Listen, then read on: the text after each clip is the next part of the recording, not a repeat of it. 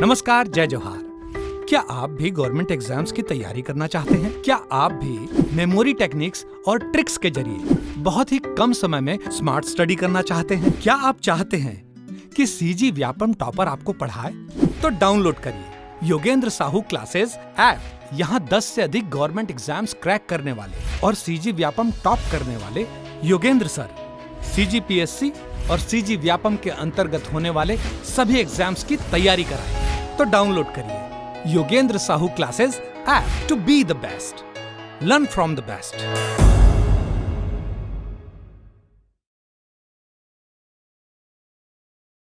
कोई भी सपना साकार करने के लिए सबसे जरूरी है सही कोच का होना। चुनिए Yogendra Sahu classes first rank को और करे अपने सीजी व्यापम CGPSC का सपना साकार। Download the app now. नमस्कार दोस्तों, स्वागत है आपका योगेंद्र साहू ऑनलाइन क्लासेस में। तो आज की क्लास में हम चर्चा करेंगे संसदीय प्रक्रिया। संसदीय प्रक्रिया से क्या तात्पर्य है कि संसद का कार्य कैसे होता है, उसमें किस प्रकार के सत्र होते हैं, कैसे कैसे विधेयक लाए जाते हैं, उसका विघटन कैसे होता है, उसका सत्रावसान कैसे होता है, इन सब के बारे में आज हम चर्चा करेंगे। ठीक है, तो संसद के कितने प्रकार के सत्र होते हैं, ठीक, कितने प्रकार के सत्र होते हैं तो वो देखते हैं कैसे सत्र होते हैं। तो पहला होता है क्या, बजट सत्र। क्या, बजट सत्र, ठीक। दूसरा होता है मानसून सत्र और तीसरा होता है शीतकालीन सत्र, ठीक। तो जो बजट सत्र है वो सबसे लंबा और महत्वपूर्ण सत्र होता है, ठीक है। और जो मानसून सत्र है वो सबसे छोटा सत्र होता है। किस माह में होता है तो जुलाई माह में। बजट कब लाते हैं तो फरवरी माह में। और शीतकालीन सत्र नवंबर दिसंबर में आयोजित किया जाता है, ठीक है। इसी प्रकार अनुच्छेद 87 के तहत 87 के तहत राष्ट्रपति का विशेष अभिभाषण लोकसभा के लिए साधारण निर्वाचन के प्रथम सत्र के आरंभ में और प्रत्येक वर्ष के प्रथम सत्र या बजट सत्र के आरंभ में राष्ट्रपति क्या देता है, अभिभाषण देता है लोकसभा में, ठीक है। उसी प्रकार 108 अनुच्छेद के तहत अगर किसी विधेयक पर दोनों सदनों में कोई मतभेद हो जाए तो संसद का संयुक्त अधिवेशन बुलाया जा सकता है, ठीक है। किस को छोड़कर तो धन विधेयक और वित्त विधेयक को छोड़कर और किसी विधेयक में अगर मतभेद हो दोनों सदनों के बीच तो संयुक्त अधिवेशन बुलाया जा सकता है, ठीक। इसी प्रकार जो सदन है मतलब उसका सत्र जब चल रहा है तो उस सत्र को आह्वान कैसे किया जाता है, उसका सत्रावसान कैसे किया जाता है, विघटन कैसे किया जाता है, स्थगन कैसे किया जाता है, ये मैं आपको बताती हूँ। तो सबसे पहले आता है सत्र आह्वान, ठीक। क्या, सत्र आह्वान।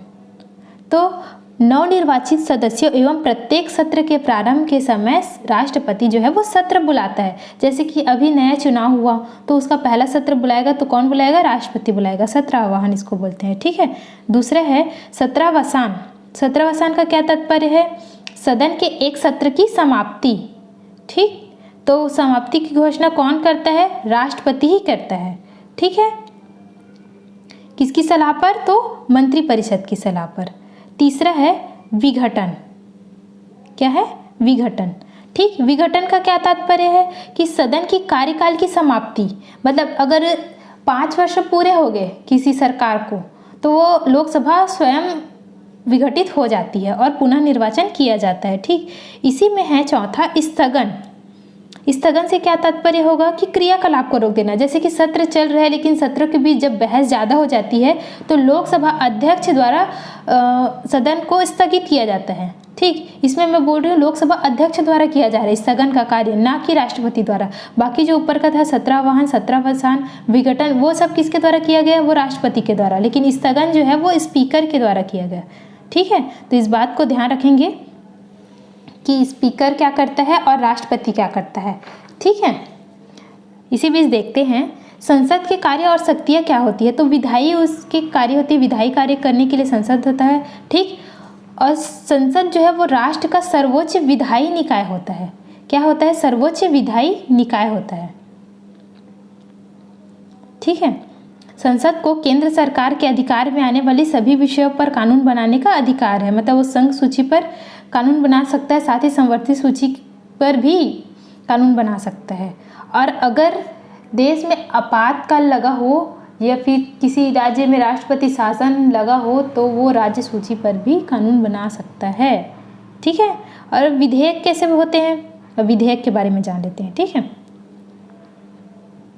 अब संसद है तो वहाँ विधेयक ही प्रस्तावित किया जाता है, विधेयक को ही पारित किया जाता है। ठीक, तो जब अगर किसी विधेयक जो प्रस्ताव लाया जाता है उसको पहले बिल बोलते हैं। क्या बोलते हैं? बिल। वे प्रस्ताव जो संसद में कानून निर्माण के लिए लाए जाते हैं। ठीक है, लेकिन जब वो पारित हो जाता है, राष्ट्रपति का हस्ताक्षर उसमें हो जाता है, तो वह अधिनियम बन जाता है। ठीक है, शुरू में क्या रहेगा? वो विधेयक, बिल रहेगा, बाद में क्या बन जाता है? पारित होने के बाद अधिनियम और एक्ट बन जाता है। ठीक, तो विधेयक दो प्रकार के होते हैं। कैसे? तो एक सरकारी विधेयक होता है और दूसरा क्या होता है? गैर सरकारी विधेयक। ठीक, एक सरकारी विधेयक और दूसरा क्या? गैर सरकारी विधेयक। ठीक है, तो सरकारी विधेयक में कैसे क्या होता है? तो मंत्रिपरिषद के सदस्यों द्वारा जो विधेयक प्रस्तुत किया जाता है ना, वही सरकारी विधेयक होता है। ठीक है, तो उसमें क्या क्या आता है? सामान्य विधेयक, धन विधेयक, वित्त विधेयक, संविधान संशोधन विधेयक, ये सब होते हैं। ठीक है, और गैर सरकारी विधेयक क्या होगा? तो सांसद द्वारा प्रस्तुत विधेयक जो मंत्रिपरिषद में शामिल ना हो। ठीक है, तो वो गैर सरकारी विधेयक में आएगा। तो देख लेते हैं कि सामान्य विधेयक क्या होता है। ठीक, सामान्य विधेयक क्या होता है? तो धन विधेयक, वित्त विधेयक एवं संविधान संशोधन विधेयक को छोड़कर सभी विधेयक जो है वो सामान्य विधेयक कहलाते हैं। ठीक है, इस पर संयुक्त अधिवेशन बुलाया जा सकता है, इसके साथ ही इसको किसी भी सदन में प्रस्तुत किया जा सकता है। सामान्य विधेयक को या तो लोकसभा में प्रस्तुत कर सकते हैं या फिर राज्यसभा में। ठीक है, इसके साथ ही विधेयक दोनों सदनों में साधारण बहुमत से पारित किया जाना चाहिए और विधेयक पर राष्ट्रपति का जब हस्ताक्षर हो जाता है तो वो अधिनियम बन जाता है। ठीक, फिर दूसरा देखते हैं संविधान संशोधन विधेयक। ठीक है, अगर संविधान के किसी भाग में संशोधन करना हो तो क्या लाते हैं? संविधान संशोधन विधेयक लाते हैं। संविधान संशोधन विधेयक। ठीक, तो इस पर संयुक्त अधिवेशन नहीं बुलाया जा सकता। ठीक है, जैसे कि साधारण विधेयक में अगर मतभेद हो दोनों सदनों के बीच तो संयुक्त अधिवेशन बुला सकते हैं ना, लेकिन इसमें ऐसा नहीं है। ठीक, और इसको किसी भी सदन में प्रस्तुत किया जा सकता है। ठीक, विधेयक दोनों सदनों में साधारण अथवा विशेष बहुमत द्वारा पारित किया जाता है। राज्यसभा या लोकसभा संविधान संशोधन विधेयक पर अनुमति देने से इनकार कर भी सकता है। ठीक, लेकिन राष्ट्रपति जो है इस पर हस्ताक्षर करने के लिए इनकार नहीं कर सकता, ये उसके लिए बाध्यकारी होता है। ठीक है, तीसरा देखते हैं धन विधेयक। ठीक, तो धन विधेयक का वर्णन कहाँ पर है? तो अनुच्छेद 110 में दिया गया है।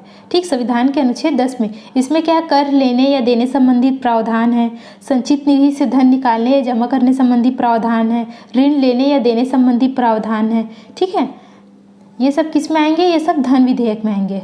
और कोई भी विधेयक धन विधेयक है या नहीं, इसका निर्धारण कौन करता है? तो लोकसभा अध्यक्ष यानी कि स्पीकर करता है। ठीक है, और धन विधेयक राष्ट्रपति की पूर्वानुमति से ही सदन में प्रस्तुत होता है। ठीक है, और इस पर एक और बात याद रखेंगे कि धन विधेयक को सबसे पहले लोकसभा में ही प्रस्तापित किया जाता है। ठीक, लोकसभा में ही सबसे पहले धन विधेयक लाया जाता है, ना कि राज्यसभा में। ठीक है, और धन विधेयक लोकसभा से पारित होने के पश्चात राज्यसभा में भेजा जाता है और 14 दिन के भीतर अपनी सिफारिश सहित या फिर बिना सिफारिश के राज्यसभा उसको लौटा देता है। और अगर राज्यसभा ऐसा नहीं करती है तो विधेयक को दोनों सदनों से पारित माना जाता है।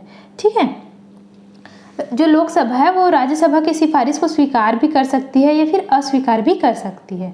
ठीक, तो धन विधेयक के साथ साथ एक होता है वित्त विधेयक। क्या होता है? वित्त विधेयक। तो वित्त विधेयक की जानकारी कहाँ से मिलती है? अनुच्छेद 117 से। धन विधेयक कहाँ मिला था? 110 में। वित्त विधेयक कहाँ मिला? 117 में। ठीक है, तो जब धन विधेयक कुछ सामान्य नीतियों एवं नियमों, धन विधेयक के साथ कुछ और सामान्य नीतियों और नियमों को जब जोड़ा जाता है तो वह वित्त विधेयक बन जाता है। ठीक है, तो इसमें जानने वाली बात यह है कि प्रत्येक धन विधेयक जो है वो वित्त विधेयक तो होता है, लेकिन जो वित्त विधेयक है धन विधेयक नहीं होता। प्रत्येक वित्त विधेयक की बात करी हूँ ना मैं। ठीक, जो वित्त विधेयक है वो राष्ट्रपति की अनुमति से ही लोकसभा में प्रस्तुत होता है और जो वित्त विधेयक पेश होने के 75 दिन के भीतर पारित होना आवश्यक है। ठीक है, बाकी जो शेष प्रक्रिया है वो सामान्य विधेयक की तरह ही होता है। ठीक, जैसे कि हम लोग ने देखा था कि धन विधेयक पर राष्ट्रपति हस्ताक्षर करने के लिए बाध्यकारी होता है, लेकिन वित्त विधेयक भले ही राष्ट्रपति की पूर्वानुमति से संसद में प्रस्तुत होता है, लेकिन इसके बावजूद क्या होता है कि वो विधेयक राष्ट्रपति से रोक सकता है और पुनर्विचार के लिए भेज भी सकता है। लेकिन धन विधेयक में तो ऐसा कोई प्रावधान ही नहीं था। ये हम किसकी बात कर रहे हैं? वित्त विधेयक की। ठीक है, ठीक। तो इस पर धन विधेयक और वित्त विधेयक में अंतर मैं बता देती हूँ कि क्या क्या है दोनों में अंतर। ये धन विधेयक है और ये वित्त विधेयक है। धन विधेयक की जानकारी 110 में, वित्त विधेयक की 117 में। ठीक, प्रत्येक जो धन विधेयक है वो वित्त विधेयक होता है। मैं क्या बोल रही हूँ? प्रत्येक धन विधेयक वित्त विधेयक होता है, लेकिन जो प्रत्येक वित्त विधेयक है वो धन विधेयक नहीं होता। ठीक है, धन विधेयक का विषय वित्त विधेयक के अपेक्षा सीमित होता है। ठीक है, लेकिन वित्त विधेयक धन विधेयक से व्यापक होता है। ओके, उसके बाद देखते हैं कि सर्वप्रथम राज्यसभा में प्रस्तुत नहीं किया जा सकता धन विधेयक को। इसको भी, वित्त विधेयक को भी राज्यसभा में प्रस्तुत नहीं किया जा सकता है, अनुच्छेद 117(3) के तहत आने वाले विधेयक को छोड़कर। ठीक, और धन विधेयक के संबंध में संयुक्त बैठक का प्रावधान नहीं है और वित्त विधेयक में संयुक्त बैठक बुलाई जा सकती है। राष्ट्रपति पुनर्विचार के लिए नहीं लौटा सकता धन विधेयक को और वित्त विधेयक को पुनर्विचार के लिए लौटा सकता है। ठीक है, तो ये हुआ उसका कुछ अंतर। इसके साथ ही हम लोग देख लेते हैं कि सदन में कैसे कैसे टाइप के प्रस्ताव लाए जाते हैं, उस प्रस्ताव का काम क्या है। ठीक, तो पहला देखते हैं ध्यानाकर्षण प्रस्ताव। मतलब ध्यान किसी विधेयक पर आकर्षित करने के लिए जो प्रस्ताव लाया जाता है उसको ध्यानाकर्षण प्रस्ताव कहेंगे। ठीक, यह प्रस्ताव जो है वो भारतीय संसदीय व्यवस्था की देन है। अगर किसी भी अति सार्वजनिक महत्व की कोई विषय है तो उसे संबंधित मंत्री का ध्यान आकर्षित करने के लिए या उनसे प्रश्न पूछने के लिए यह प्रस्ताव लाया जाता है। ठीक, दूसरा क्या है? काम रोको प्रस्ताव। दूसरा क्या है? काम रोको प्रस्ताव। ठीक, यह प्रस्ताव क्या है? प्रश्नकाल के तुरंत बाद पूछा जाता है। जब सदन में चल रही कार्यवाही के समय सदन के संसद सदस्य के द्वारा अविलंबनीय लोक महत्व के प्रस्ताव पर परिचर्चा हेतु वर्तमान कार्यवाही को बंद करने के लिए प्रस्ताव रखता है। ठीक है, तब क्या लाते हैं? काम रोको प्रस्ताव। फिर आता है निंदा प्रस्ताव। क्या है? निंदा प्रस्ताव। तो यह सरकार की निंदा करने के हेतु लाया जाता है। ठीक है, निंदा प्रस्ताव किसी भी एक मंत्री या फिर पूरे मंत्रिमंडल के विरुद्ध भी ला सकते हैं। जरूरी नहीं कि सिर्फ किसी एक मंत्री के ला रहे हैं, हो सकता है पूरे मंत्रिमंडल के विरुद्ध भी ला सके। ठीक है, और निंदा प्रस्ताव लाने के लिए कारण बताना आवश्यक होता है कि ऐसा क्या कारण है कि ऐसा प्रस्ताव ला रहे हैं, और इसके साथ ही इसमें 50 सदस्यों का समर्थन भी आवश्यक होता है। ठीक, जब तक 50 सदस्यों का समर्थन नहीं होगा तब तक सदन में निंदा प्रस्ताव नहीं लाया जा सकता। और यह प्रस्ताव लोकसभा या राज्यसभा किसी भी सदन में लाया जा सकता है। इसके साथ ही ये प्रस्ताव विपक्षी दल द्वारा लाया जाता है। जो विपक्ष में रहेगा वही तो जो सत्ता में है उसकी निंदा करने के लिए ये प्रस्ताव लाएगा ना, तो किसके द्वारा लाया जाता है? विपक्षी दल के सदस्य के द्वारा लाया जाता है। ठीक, इसका परिणाम क्या होता है? अगर निंदा प्रस्ताव पारित हो जाता है ना तो सरकार की निंदा मानी जाती है। पारित हो गया मतलब कि सब उनके रवैये से सहमत नहीं हैं, उनके कार्यों से सहमत नहीं हैं, मतलब उनकी निंदा हो रही है, उनके पास बहुमत नहीं है, वो अल्पमत में है। ठीक, तो फिर क्या लाते हैं? अगर ये प्रस्ताव पारित हो जाता है तो अविश्वास प्रस्ताव लाते हैं। ठीक, ये क्या होता है? ये विपक्षी दल द्वारा सरकार को गिराने के उद्देश्य से लोकसभा में लाया जाता है। कहाँ लाया जाता है? तो लोकसभा में लाया जाता है। ठीक, किसके विरुद्ध? तो संपूर्ण मंत्रिमंडल के विरुद्ध लाए जाते हैं। किसके विरुद्ध? संपूर्ण मंत्रिमंडल के विरुद्ध। ठीक, कारण? तो इसका कोई कारण बताना आवश्यक नहीं है। ठीक, समर्थन चाहिए, लेकिन 50 सदस्यों का समर्थन इसमें भी चाहिए। और यदि अविश्वास प्रस्ताव पारित हो जाता है तो संपूर्ण मंत्रिमंडल भंग मानी जाती है और त्यागपत्र देना आवश्यक हो जाता है। और अगर मंत्रिमंडल त्यागपत्र नहीं देता है तो राष्ट्रपति उनको त्यागपत्र देने के लिए कह सकता है या फिर सीधे हटा सकता है। ठीक, फिर होता है विश्वास प्रस्ताव। अविश्वास प्रस्ताव के बाद क्या है? विश्वास प्रस्ताव। ये क्या होता है? प्रधानमंत्री द्वारा लाया जाता है बहुमत प्रदर्शित करने के लिए कि हाँ मेरे पास बहुमत है, मेरी सरकार नहीं गिर सकती। ठीक। और आता है धन्यवाद प्रस्ताव। क्या? धन्यवाद प्रस्ताव। यह संसद में अभिभाषण के बाद धन्यवाद हेतु लाया जाता है। ठीक। और यदि ये प्रस्ताव पारित नहीं होता तो सरकार की निंदा मानी जाती है और सरकार के खिलाफ अविश्वास प्रस्ताव लाया जाता है। इसके साथ ही होता है कटौती प्रस्ताव। क्या? कटौती प्रस्ताव। ठीक। तो इसमें क्या क्या होता है? नीति संबंधी, मितव्ययता और प्रतीकात्मक कटौती प्रस्ताव। नीति संबंधी में क्या होता है कि मांग की राशि 1 रुपये कम करने का प्रस्ताव होता है। ठीक। और मितव्ययता में निश्चित धनराशि की कमी और प्रतीकात्मक कटौती प्रस्ताव में अनुदान मांग में मात्र 100 रुपये कम करने की मांग की जाती है। ठीक। यदि कटौती प्रस्ताव पारित ना हो तो सरकार जो है वो अल्पमत मानी जाएगी। ठीक है। इसके साथ ही एक शब्द होता है गिलोटिन। ठीक। क्या होता है? गिलोटिन। गिलोटिन का मतलब ही होता है मुख बंद करो, मतलब कि जो विधेयक पर बहस जो हो रहा है उसको बंद करना। गिलोटिन का ये अर्थ होगा संसदीय प्रक्रिया में। ठीक। तो आगे हम प्रश्न देखते हैं और विस्तार से चर्चा करते जाते हैं कि क्या है संसदीय प्रक्रिया। तो पहला प्रश्न है, संसदीय प्रक्रिया में गिलोटिन का अर्थ क्या है? ठीक। तो अभी बताया मैंने कि विधेयक पर बहस को बंद करना ही क्या होता है? गिलोटिन होता है। ऑप्शन ए इसका राइट आंसर हो जाएगा। देखिए यहाँ पर गिलोटिन का परिभाषा दिया है, 26 दिन के अंदर केवल 2/1/2 मंत्रालयों के अनुदान मांगों पर ही चर्चा हो पाती है। इसके अंतिम दिन जितने अनुदानों पर सदन में चर्चा नहीं हो पाती उस पर गिलोटिन बिना बहस या मुख बंद रखो में से सदन में पारित कर दिया जाता है। गिलोटिन फ्रांस का एक हथियार था जिसमें लोगों को जिंदा काट दिया जाता था। ठीक है। तो ये क्या हुआ? ये गिलोटिन की परिभाषा हुई। निम्नलिखित में से क्या सही नहीं है बोल रहा है। क्या बोल रहा है? क्या सही नहीं है। ठीक है। तो प्रत्येक धन विधेयक एक वित्त विधेयक होता है, तो ये तो सही है। प्रत्येक वित्त विधेयक एक धन विधेयक नहीं होता, तो ये भी सही है। वित्त विधेयक केवल लोकसभा में ही प्रस्तावित किया जा सकता है। ठीक। तो ये भी सही है। वित्त विधेयक पर राष्ट्रपति के पूर्व हस्ताक्षर होते हैं, तो ये भी पूर्वानुमति से ही राष्ट्रपति के पूर्वानुमति से ही प्रस्तावित किया जाता है, तो ये भी सही है। राज्यसभा वित्त विधेयक को 14 दिन तक रोक कर रख सकती है, गलत, ये धन विधेयक में आएगा। राष्ट्रपति वित्त विधेयक पर हस्ताक्षर करने से इनकार नहीं कर सकते, तो ये भी धन विधेयक का ही है। ठीक। राज्यसभा वित्त विधेयक को संशोधित कर सकती है, हाँ। गतिरोध की स्थिति में वित्त विधेयक पर संयुक्त अधिवेशन बुलाया जा सकता है, हाँ। तो ऑप्शन बी इसका राइट आंसर हो जाएगा। ठीक। संसद के विषय में संविधान में क्या उल्लेखित है? संसद के विषय में बोल रहे हैं ना, संविधान में क्या उल्लेखित है? तो संसद में 2 सदन हो गए, तो ये तो संविधान में बोला गया था कि संसद में 2 सदन हो गए। हालांकि संविधान में ये नहीं कहा गया था कि उच्च सदन होगा या फिर निम्न सदन होगा। ठीक है। तो इसमें नीचे क्या दूसरा क्या दिया? प्रथम सदन लोकसभा होगी, द्वितीय राज्यसभा होगी, चौथा है उपर्युक्त सभी। तो इन दोनों का तो जानकारी संविधान में है ही नहीं, तो ऑप्शन ए इसका राइट आंसर हो जाएगा, केवल 1। ठीक। तो चौथा प्रश्न देखते हैं, वित्त विधेयक के विषय में सही क्या है?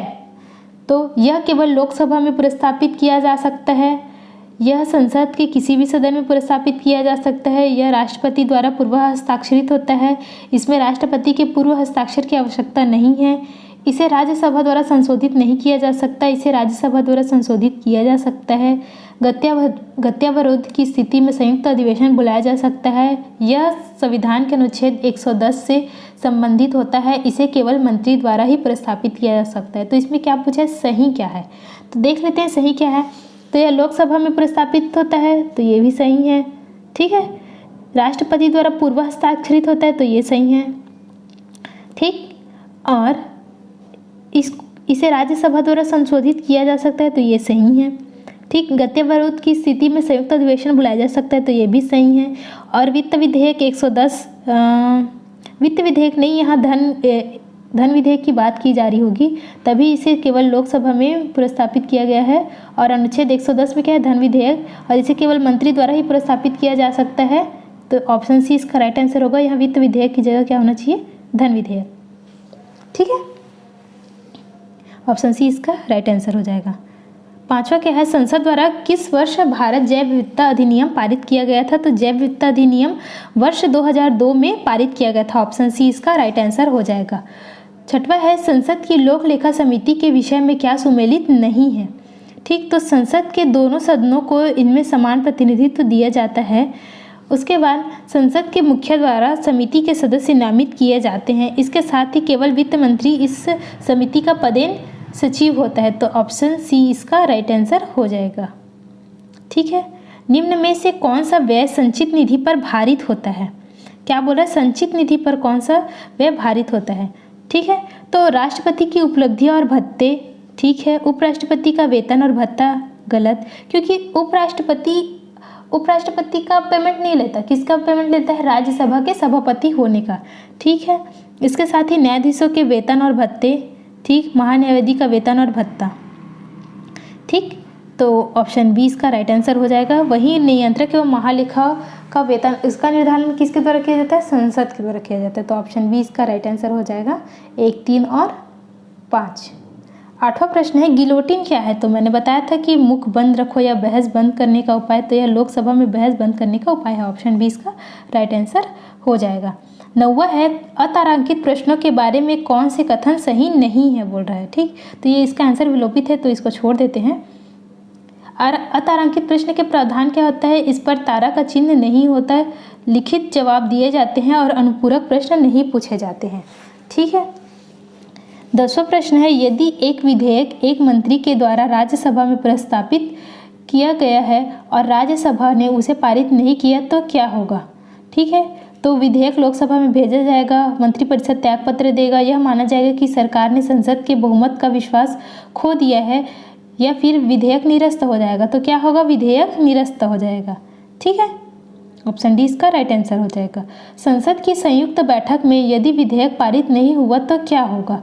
तो यह मंत्रिपरिषद की स्थिति को प्रभावित नहीं करेगा। ठीक, ऑप्शन सी इसका राइट आंसर हो जाएगा। निम्न में से कौन सा सार्वजनिक व्यय पर संसदीय नियंत्रण का अंग नहीं है? तो ऑप्शन बी इसका राइट आंसर हो जाएगा, भारत का नियंत्रक एवं महालेखक परीक्षक। 13वां प्रश्न है, संविधान के किस अनुच्छेद में धन विधेयक को परिभाषित किया गया है? तो धन विधेयक को कहाँ लाया गया था? तो अनुच्छेद 110 में। ऑप्शन बी इसका राइट आंसर हो जाएगा। 109 में क्या है? धन विधेयक के संबंध में विशेष प्रक्रिया। 110 में क्या है? धन विधेयक तथा 110(3) के तहत लोकसभा अध्यक्ष द्वारा कोई विधेयक धन विधेयक है या नहीं इसका निश्चय किया जाता है। इसके साथ ही 111 क्या है? विधेयकों पर अनुमति। ठीक, आगे है, संसद के संयुक्त सत्र के विषय में सही क्या है? ठीक, सही क्या है बोल रहा है? संयुक्त सत्र आहूत करना राष्ट्रपति की स्वविवेकी शक्ति है। संसद की अनुशंसा पर राष्ट्रपति संयुक्त सत्र आहूत करते हैं। इसकी अध्यक्षता स्पीकर करता है। स्पीकर की अनुपस्थिति में राज्यसभा का उपसभापति इसकी अध्यक्षता करता है। यह गतिरोध के विषय पर विचार करती है। यह वित्त विधेयक पर भी विचार करती है। ठीक, तो इसका राइट आंसर क्या होगा कि संयुक्त सत्र आहूत करना राष्ट्रपति की स्वविवेकी शक्ति नहीं है। क्यों? क्योंकि इसका वर्णन तो संविधान में है, किसमें? अनुच्छेद 108 में। ठीक, तो सही नहीं होगा। संसद की अनुशंसा पर राष्ट्रपति संयुक्त सत्र आहूत करता है, नहीं, ये भी गलत होगा। इसकी अध्यक्षता स्पीकर करता है, हाँ ये तो सही है।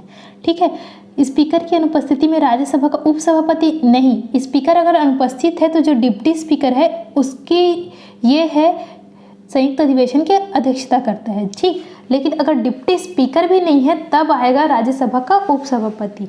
ठीक, ना कि सभापति। इस बात को ध्यान रखेंगे। ठीक, तो यह गतिरोध के विषय पर विचार करती, हाँ सही है। यह वित्त विधेयक पर भी विचार करती है, ये भी सही। तो ऑप्शन सी इसका राइट आंसर हो जाएगा। कोई भी विधेयक धन विधेयक है या नहीं इसका निर्णय कौन करता है? तो मैंने बताया था कि स्पीकर करता है, लोकसभा का अध्यक्ष। किसके तहत? 110(3) के तहत। निम्नलिखित में से कौन सा संघीय बजट की तैयारी और उसे संसद में पेश करने के लिए उत्तरदायी होता है? तो आर्थिक कार्य विभाग जो है इसके लिए उत्तरदायी होता है, बजट की तैयारी और उसे संसद में पेश करने के लिए। कौन सा विभाग? तो आर्थिक कार्य विभाग। ठीक, ऑप्शन ए उसका राइट आंसर हो जाएगा। तारांकित प्रश्नों के विषय में सही क्या है बोल रहे हैं। ठीक, तो उत्तर मौखिक दिए जाते हैं, सही है। अतारांकित में हम लोग पढ़े थे ना कि लिखित दिए जाते हैं, तो तारांकित में क्या होगा? मौखिक दिए जाते हैं। ठीक, उत्तर लिखित दिए जाते हैं तो गलत होता। अतारांकित में बोलता है पूरक प्रश्न पूछे जा सकते हैं, हाँ सही है। ठीक, ऑप्शन बी इसका राइट आंसर हो जाएगा। पूरक प्रश्न नहीं पूछे जा सकते, ये भी गलत है। उत्तर पर बहस की जा सकती है, ये भी गलत है। उत्तर पर स्पीकर का नियंत्रण रहता है, ये भी गलत है। ठीक है, ऑप्शन बी उसका राइट आंसर हो जाएगा। संसद के संयुक्त अधिवेशन में विधेयक पारित माना जाएगा कब? जब दोनों सदनों के उपस्थित और मतदान करने वाले सदस्यों के बहुमत द्वारा। ऑप्शन डी इसका राइट आंसर हो जाएगा। ठीक है, विनियोग विधेयक क्या है? तो विनियोग विधेयक यह शासन को व्यय करने का वैधानिक स्वीकृति देता है। कौन? विनियोग विधेयक। ठीक है, संसद में बजट प्रस्तुतिकरण के दौरान अनुदान की मांगों पर सदन मतदान के पश्चात भारत की संचित निधि से धन निकालने हेतु विनियोग विधेयक प्रस्तुत किया जाता है। ठीक है, विषय क्या है? संसद के संयुक्त अधिवेशन के विषय में क्या सही नहीं है? तो क्या सही नहीं है? यह संवैधानिक संशोधन विधेयक को पारित करता है। ऑप्शन डी इसका राइट आंसर हो जाएगा। ठीक, भारतीय संविधान के अनुच्छेद 108 के तहत राष्ट्रपति संयुक्त अधिवेशन बुलाता है, जिसकी अध्यक्षता लोकसभा अध्यक्ष करता है। यह अधिवेशन केवल सामान्य विधेयक के लिए ही बुलाया जाता है। यह धन विधेयक, वित्त विधेयक एवं संविधान संशोधन विधेयक में नहीं बुलाया जा सकता है। ठीक है, ऑप्शन डी इसका राइट आंसर हो जाएगा। 21वां प्रश्न है, राष्ट्रीय वित्तीय कथन निम्नलिखित में से किस अनुच्छेद के तहत संसद के दोनों सदनों में रखा जाता है? तो 112 के तहत। ठीक, ऑप्शन बी इसका राइट आंसर हो जाएगा। आगे देखते हैं, इसमें दिया है अनुच्छेद 112 वार्षिक वित्तीय विवरण। अनुच्छेद 74 राष्ट्रपति को सलाह के लिए मंत्रिपरिषद होगा, जिसका प्रमुख प्रधानमंत्री होगा। पिछले लेक्चर में हम लोग इसके बारे में चर्चा कर चुके हैं। अनुच्छेद 268 संघ द्वारा उद्गृहित किए जाने वाले किंतु राज्यों द्वारा संग्रहित और विनियोजित किए जाने वाले शुल्क। अनुच्छेद 370 पूर्व में जम्मू एवं कश्मीर के लिए विशेष उपबंध था। ठीक, 22वां प्रश्न है, प्रश्नकाल इंगित करता है। तो प्रश्नकाल क्या इंगित करता है? लोकसभा की बैठक का प्रथम घंटा ही क्या होता है? प्रश्नकाल होता है। ठीक, जो ऑप्शन ए इसका राइट आंसर हो जाएगा। ठीक, लोकसभा की बैठक का प्रथम घंटा ही प्रश्नकाल होता है और लोकसभा के प्रश्नकाल के तुरंत बाद लगभग 12 बजे से ही शून्यकाल प्रारंभ होता है। ठीक, लोकसभा के संबंध में निम्नलिखित में से कौन सा सही नहीं है? तो क्या सही नहीं है? ग्रीष्मकालीन सत्र। मैंने आपको सत्रों के बारे में बताया था कि बजट सत्र होता है, मानसून सत्र होता है, शीतकालीन सत्र होता है, लेकिन ग्रीष्मकालीन बताया था क्या? नहीं। ठीक, संसद की प्राक्कलन समिति में कुल कितने सदस्य होते हैं? तो कितने सदस्य होते हैं? तो 30 सदस्य होते हैं। ठीक है, प्राक्कलन समिति जो है वो केवल लोकसभा के सदस्यों को मिलाकर बनाया जाता है। ठीक, और इसका कार्य क्या होता है? बजट की जांच करना, अनावश्यक व्यय के बारे में सुझाव देना। ठीक, ये सब प्राक्कलन समिति के कार्य हो गए। 25वां प्रश्न है, यदि एक विधेयक लोकसभा से पारित होने के बाद राज्यसभा में भेजा जाए और इस बीच लोकसभा का सत्रावसान हो जाए तो क्या होगा? तो विधेयक व्यपगत नहीं हो जाएगा। राज्यसभा विधेयक पर विचार कर सकती है, लोकसभा उस पर पुनर्विचार करेगी नहीं, वह व्यपगत हो जाएगा नहीं। ऑप्शन ए इसका राइट आंसर हो जाएगा, ए और बी दोनों। संसद के दोनों सदनों का संयुक्त अधिवेशन क्यों आयोजित होता है? तो ऐसे विधेयक पर विचार करने और उसे पारित करने के लिए जिस पर दोनों सदनों में मतभेद हो। ऑप्शन डी केवल 4। ठीक, 27वां प्रश्न है, किस विधेयक पर राज्यसभा पुनर्विचार करती है? ठीक, तो धन विधेयक यदि राज्यसभा की अनुशंसाओं को लोकसभा ने अस्वीकार कर दिया हो। वित्त विधेयक या सरकारी विधेयक? तो केवल वित्त विधेयक और सरकारी विधेयक पर राज्यसभा पुनर्विचार करती है। ऑप्शन सी इसका राइट आंसर होगा। ठीक, संविधान ने अपने संयुक्त सत्र में किस विधेयक को पारित किया था? तो पोटा बिल जो है 2002 में आया था, उसको संयुक्त अधिवेशन में बुलाया गया था। ठीक, उसके लिए संयुक्त अधिवेशन बुलाया गया था। ठीक है, यदि लोकसभा विघटित हो जाती है तो क्या होगा? तो क्या होगा? नए मंत्रिमंडल के गठन होने तक मंत्रिमंडल कार्य करता रहेगा। मंत्रिमंडल राष्ट्रपति को परामर्श देगा और राष्ट्रपति तदनुसार कार्य करेंगे। मंत्रिमंडल भंग हो जाएगा, मंत्रिमंडल काम चलाऊ सरकार के रूप में कार्य करेगा। तो नए मंत्रिमंडल के गठन होते तक मंत्रिमंडल कार्य करता रहेगा। ठीक है, इसके साथ ही मंत्रिमंडल राष्ट्रपति को परामर्श देगा, राष्ट्रपति तदनुसार कार्य करेंगे। तो एक और 2 ऑप्शन ए। मैं अब आपको बताती हूँ कि अभी तक केवल 3 संयुक्त अधिवेशन बुलाए गए थे संसद के। कब? तो एक बुलाया गया था 1961 में। किसके कार्यकाल में? नेहरू जी के कार्यकाल में। ठीक, किस अधिनियम के लिए लाया गया था ये?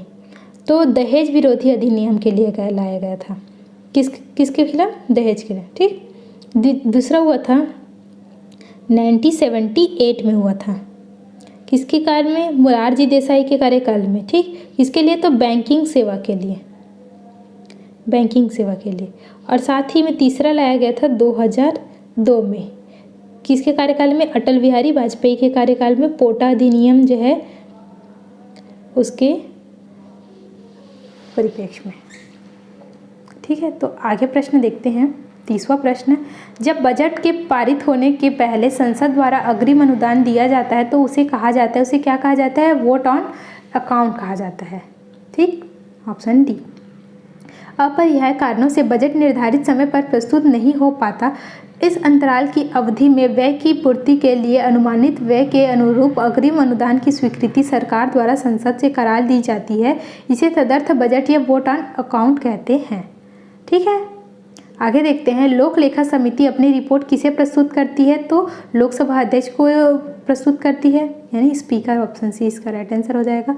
संसद द्वारा राज्य सूची के विषय में संबंधित कानून बना सकती है, तो यदि राज्यसभा ऐसा संकल्प पारित कर दे तो। ठीक, ऑप्शन बी इसका राइट आंसर होगा। लोक लेखा समिति अपनी रिपोर्ट किसे प्रस्तुत करती है? तो बताया था लोकसभा स्पीकर को। राज्यसभा धन विधेयक प्राप्त होने के कितने दिनों के भीतर इसे लोकसभा को वापस भेज दिया जाना चाहिए? तो मैंने बताया था शुरू में ही कि 14 दिन के भीतर वापस भेज दिया जाना चाहिए। ठीक, अन्यथा ये पारित मान लिया जाता है। अधोलिखित प्रस्तावों में से किसका संदर्भित संबंध संघीय बजट से है? तो संघीय बजट से क्या है? कटौती प्रस्ताव। ठीक, ऑप्शन सी इसका राइट आंसर होगा। लोकसभा तथा राज्यसभा के संयुक्त अधिवेशन की अध्यक्षता करता है, कौन करता है? तो स्पीकर करता है। ऑप्शन बी इसका राइट आंसर होगा। कोई कानूनी विधेयक संसद के किन पटलों पर रखा जा सकता है? तो संसद, दोनों में से संसद के किसी एक पटल पर। ठीक, ऑप्शन सी इसका राइट आंसर होगा। 38वां है, संसद के 2 सत्रों के बीच अधिकाधिक अंतराल कितना होना चाहिए? तो 6 महीने का होना चाहिए। ठीक, एक वर्ष में फिर 2 सत्र आयोजित होते हैं। ठीक, एक वर्ष में कम से कम कितनी बार संसद की बैठक होना आवश्यक है? तो 2 बार, क्योंकि दोनों सत्रों के बीच 6 माह से अधिक का अंतर नहीं होना चाहिए। ठीक, 40वां प्रश्न है, सर्वप्रथम एक सांसद विधेयक को इस आधार पर सदस्यता से अयोग्य घोषित किया गया कि वह सदन की अनुमति के बिना उसकी लगातार 60 बैठकों में अनुपस्थित रहा। तो राज्यसभा का क्या होगा? राज्यसभा का। नवंबर 2000 में पंजाब के निर्दलीय राज्यसभा सांसद बरजिंदर सिंह हमदर्द को उपयुक्त कारणों से अयोग्य घोषित किया गया था। तो आज के लिए इतना ही। अगर वीडियो अच्छा लगे तो वीडियो को लाइक कीजिए, और अगर किसी भी प्रकार का डाउट हो तो कमेंट बॉक्स में पूछिए। धन्यवाद।